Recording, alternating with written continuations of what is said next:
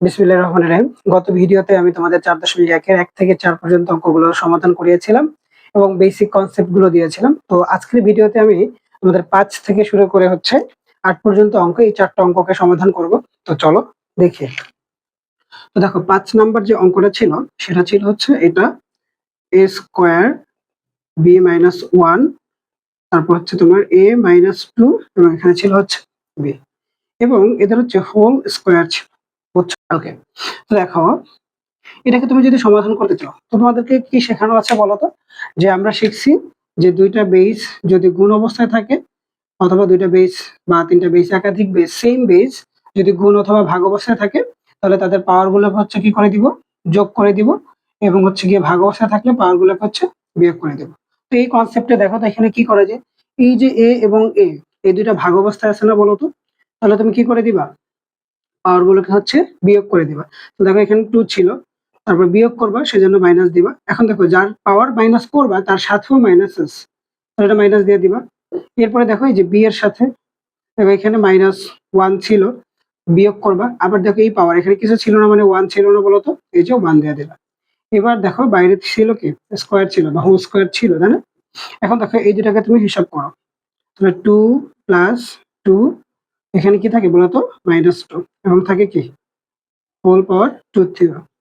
এখন দেখো a এর পাওয়ার কি লেখা যায়, 4 লেখা যায়, b এর পাওয়ার হচ্ছে এটা হোল স্কয়ার।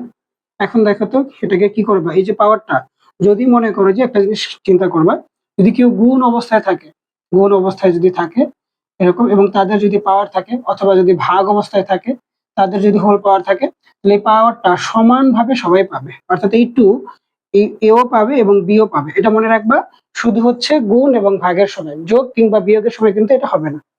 তো এখন তুমি হচ্ছে দেখো এটাকে দিয়ে দাও তুমি, তাহলে a টু দ্য পাওয়ার 8, এবং দেখো তো b টু দ্য পাওয়ার কি হবে, 2 দ্বিগুণে 4 -4। এখন তুমি কি জানো যে যদি কারো পাওয়ার মাইনাস হয় তাহলে সে নিচে চলে যাবে, তাহলে a টু দ্য পাওয়ার 8, যেহেতু এর পাওয়ার মাইনাস তাহলে সে হচ্ছে নিচে চলে যাবে। বুঝতে পারছো? ওকে, এটা খুবই ইজি একটা অঙ্ক, তাই না? এটা তোমরা সবাই বুঝছো। এবার দেখো 6 নাম্বারটা। 6 নাম্বারটা ছিল হচ্ছে x ইনভার্স y, তারপরে এটা ছিল y ইনভার্স z, এবং পরেরটা ছিল জেড ইনভার্স এক্স। ওকে, এখন তুমি বলো যে এখান থেকে তুমি কি শিখছো বলো তো? যার পাওয়ার মাইনাস থাকবে সে 1/, হয়ে যাবে 1/x, ইন্টু থাকবে y। ঠিক সেম ভাবে দেখো তো এটা কি লেখা যায়, 1/y ইন্টু জেড। তারপর এখানে দেখো তো কি লেখা যায়, 1/z ইন্টু এক্স। এখন তুমি বলো, তোমাদেরকে আরেকটা শেখানো হচ্ছে না বলো, যে সাইডে যদি কেউ থাকে তাহলে ভগ্নাংশের উপরে চলে যাবে সে, তাহলে y/x হবে। এখানে কি হবে বলো তো, z/y হবে। আর এটার মধ্যে কি হবে বলো, x/z। এখন বলো যে একটা জিনিস যদি এরকম থাকো, ধরো যে a স্কোয়ার b স্কোয়ার আছে, এটাকে তুমি চাইলে লিখতে পারো না ab তার হোল স্কোয়ার। বুঝছো? তার মানে √a √b এরকম যদি থাকে তাহলে তুমি দেখো এটা, দেখো এটাও স্কোয়ার ছিল এটাও স্কোয়ার ছিল, তাই হোল স্কোয়ার দিয়ে দিছো। এটাও রুটের মধ্যে এটাও রুটের মধ্যে, তাহলে তুমি এটাকে লিখতে পারবা হোল √ab। বুঝছো? এটা লেখা যায়। তাহলে এখানে দেখো তুমি a রুটের মধ্যে এটাও রুটের মধ্যে এটাও রুটের মধ্যে, তাহলে তুমি হোল রুট দিয়ে দিতে পারো সবাইকে। তাহলে কি হবে, y/x z/y, এবং এখানে হবে x/z। এখন দেখো তো কি করা যায়। এই যে দেখো স্যার, এটা নিচে আর এটা উপরে কাটা যাবে, এটাও সেম ভাবে কাটা যাবে। তাহলে দেখো সবগুলো ভাগ করে কাটছো, তো ভাগ করে কাটার সময় কি হয় মনে আছে, যেটা এটা সমান, মানে একই রকম সব কাটা হয়ে গেছে। তাহলে এখন বাকি থাকে 1, তো 1 কে রুট করলে 1 হবে। বুঝছো এটা? আশা করি এটা সবাই বুঝছো। দেখো 7 নম্বর অঙ্কটা,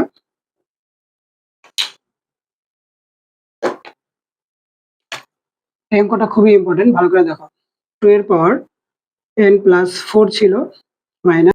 এখন দেখো এই ক্ষেত্রে তোমাকে কি করতে হবে, তুমি কোনোভাবে দেখো তো সবগুলো বেসকে একরকম করতে পারো কিনা। তো দেখো অলমোস্ট সবাই আছে, শুধুমাত্র এই 4টা নাই, তাই না? তো এটাকে তুমি বানানোর একটা চেষ্টা করো, এটা বানানো খুব ইজি, তাই না বলো? যে 4 কে আমরা 2 এর স্কয়ার লিখতে পারি। তাহলে দেখো 2n+4, এটাকে তুমি লিখতে পারো 2 এর স্কয়ার ইনটু এখানে লিখতে পারো n+1। এইখানে দেখো তো স্যার 2 আর 2 ভাগ অবস্থায় আছে না? তো তোমরা কি জানো যে দুইজন এক ভাগ যদি অবস্থায় থাকে তাহলে তাদের পাওয়ার গুলোকে বিয়োগ করে দিতে হবে। তাহলে n+2, এই যে 2 এর সাথে কিছু ছিল না, তার মানে কি ছিল, 1 ছিল, তাহলে এই যে -1 করে দাও। এবার দেখো এখানে কি আছে, এই দুইজন ভাগ গুণ অবস্থায় আছে, 2 এবং 2, তাহলে পাওয়ারকে যোগ করে দেবে। তাহলে প্রথমটার পাওয়ার ছিল 2 যোগ দ্বিতীয়টার পাওয়ার ছিল হচ্ছে n+1 এবং নিচে ক্যালকুলেশন করে দেখো তো কি থাকে। এই যে দেখো n 2 থেকে 1 গেলে 1 থাকতেছে, বুঝছো? এখন দেখো এখানে কি করা যায়, 2 এর পাওয়ার n+4 আছে মাইনাস 2 এর পাওয়ার দেখো তো এটা যোগ করলে কি হবে n+3 আর এখানে হচ্ছে 2 এর পাওয়ার n+1। এটা বুঝছো না সবাই? দেখো এটা যদি বুঝো তাহলে পরেরটা দেখো। এইখানে একটা জিনিস চিন্তা করো যে যদি এরকম থাকতো, ধরো 2 এর পাওয়ার n ইন্টু 2 এর পাওয়ার 3, তাহলে তুমি কি করতে? দুজনে গুণ অবস্থায় আছে, তাহলে তাদের পাওয়ার গুলোকে যোগ করে দিতা। ঠিক এই কাজটাও তুমি করতে পারবে, যদি কেউ যোগ অবস্থায় থাকে তাদের পাওয়ার গুলোকে তুমি আলাদা আলাদা করে দিতে পারবে। যে 2 এর পাওয়ার n, অর্থাৎ এই যে 2 এর পাওয়ার n+3 এর মানে হচ্ছে দুইটা 2 ছিল, তাদের সাথে একটার সাথে n ছিল এবং আরেকটার সাথে 3 ছিল। তো সেটাকে আমরা লিখবো এই যে 2 এর পাওয়ার n লিখবো এবং এখানে যেহেতু যোগ আছে এখানে আমরা গুণ চিহ্ন দিয়ে 2 এর পাওয়ার আমরা 3 দিয়ে দিব, বুঝছো? এই জিনিসটা একটু বুঝবা ভালো করে। আবার দেখো তোমার কাছে যদি 2 এর পাওয়ার n+2 এরকম আছে, তার মানে হচ্ছে এই যে 2 এর সাথে n থাকবে, এখন এখানে যেহেতু প্লাস আছে তার মানে এদের সম্পর্ক গুণ ছিল, তাহলে 2 এর পাওয়ার 2 দিবা। আবার যদি এরকম থাকতো 2 এর পাওয়ার n-2 থাকতো, তাহলে 2 এর পাওয়ার n দিতা, যেহেতু মাইনাস আছে তাহলে তুমি ভাগ দিবা 2 এর পাওয়ার 2, বুঝছো? এই জিনিসটা একটু বুঝতে হবে স্যার। এবার তুমি সেটাই করো। দেখো 2 এর পাওয়ার n দেওয়া যায় ইন্টু 2 এর পাওয়ার 4 দেওয়া যায়, এখানেও 2 এর পাওয়ার n দেওয়া যায়, 2 এর পাওয়ার 3 দিতে পারো, এখানে 2 এর পাওয়ার n দিতে পারো এবং ইন্টু দিতে পারো 2 এর পাওয়ার 1। তো এটা দিলেও হয়, না দিলেও সমস্যা নেই, জানো। তো এখন দেখো এইখানে 2 এর পাওয়ার n কমন জানো উভয় পক্ষ থেকে, 2 এর পাওয়ার n কমন নিলে কি থাকে বলো? 2 এর পাওয়ার 4 মাইনাস 2 এর পাওয়ার 3, নিচে থাকে 2 এর পাওয়ার n ইন্টু 2। এখন দেখো এটা আর এটা কাটা যাচ্ছে, তাই না বলো? তো এখন দেখো উপরে কি থাকে, 2 এর পাওয়ার 4 মাইনাস 2 এর পাওয়ার 3, এটা। তো এটাকে তুমি যদি করো তাহলে 16/8/2, তাহলে থাকে কি বলতো 8/2 ইজ ইকুয়াল টু 4, বুঝছো এটা? তাই না? এটা তো বোঝার কথা, এটা সহজ না বলো? আবার একটু দেখো কি করছি, ভালো করে চিন্তা করো, তাহলে এটা পারবো। দেখো এখানে কি ছিল বলতো, 3m+1, 3 এর পাওয়ার m এবং তাদের পাওয়ার ছিল হচ্ছে m-1। এখানে ছিল হচ্ছে তোমার ভাগ 9 এর পাওয়ার ছিল m+1, এখানে ছিল 3 এর পাওয়ার m-1 এবং ছিল m+1। ওকে, তো দেখো এইখানে আমরা কি করতে পারি, 3 এর পাওয়ার m+1 ছিল। ওকে, এইখানে দেখো তো স্যার, পাওয়ারের পাওয়ার থাকলে আমরা জানি কি করতে হবে, গুণ করতে হবে। তাহলে m দিয়ে উভয় পক্ষ মানে সবাইটা, এইখানে যে দুইটা আছে দুইটাকে গুণ করে দাও, তাহলে কি হবে বলতো, m² - m। এটা করো। এই দেখো তো 9 কে আমরা কি 3 এর স্কয়ার লিখতে পারি না বলো? পারি। আবার আগে থেকেও পাওয়ার ছিল, তাহলে পাওয়ারের সাথে পাওয়ারকে গুণ অবস্থায় সম্পর্কে রেখে দিব। আর এইখানে দেখো তো স্যার, এই পাওয়ারের সাথে পাওয়ার গুণ হয়ে যাবে, তাই না? তাহলে m-1 m+1 এটা লিখতে পারো।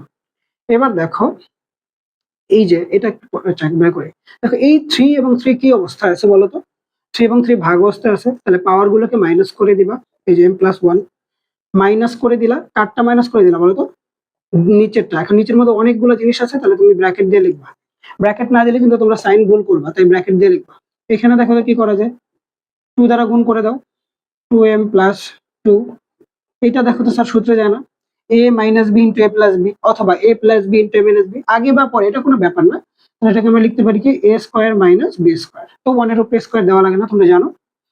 এবার দেখো এখানে কি করা যায়, m+1 এই যে মাইনাস m², দেখো তো এটার সাথে এটা গুণ হবে না।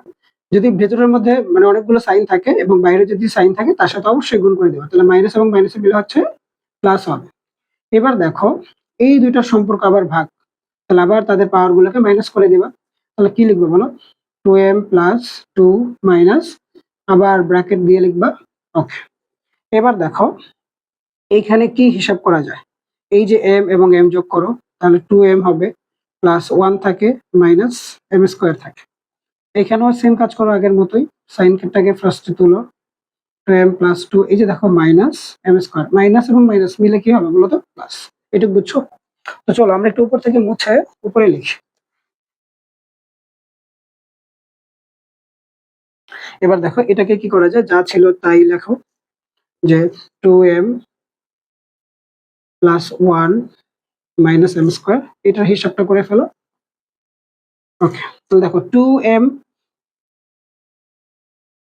এখানে সরি স্কোয়ার ছিল, দুঃখিত। ওকে, 2m, তারপর ছিল হচ্ছে তুমি দেখো এই যে 2 এবং 1 তুমি যদি যোগ করো তাহলে 3 পাবে, এবং মাইনাস হচ্ছে তুমি m স্কোয়ার পাবে। এখন বলো তো স্যার, এই যে দুইটা বেজ আছে, হ্যাঁ, 3 এবং 3, তাদের মধ্যে সম্পর্ক কি বলতো? ভাগ। তাহলে পাওয়ার কি করে দিতে হবে? বিয়োগ। তো তুমি প্রথমটার পর ঠিকভাবে লিখবা, তারপর যেহেতু অনেকগুলো জিনিস আছে তাহলে তুমি ব্র্যাকেট দিয়ে দিবা। ওকে, এবার তুমি কি করতে পারো দেখো, ব্র্যাকেটটাকে তুলে দিবা, এই যে ব্র্যাকেট তুললা, তাহলে কি হবে এবার? মাইনাস, এটার সাথে এটা হিসাব করো, মাইনাসে প্লাসে মাইনাস 3, আবার দেখো মাইনাসে মাইনাসে প্লাস m স্কয়ার, বুঝছো? তো দেখো পরে আমরা কি করতে পারি, এই যে 2m এর সাথে প্লাস 2m মাইনাস 2m কাটা যায়, তোমরা জানো, minus m square plus m স্কয়ারও কাটা যায়।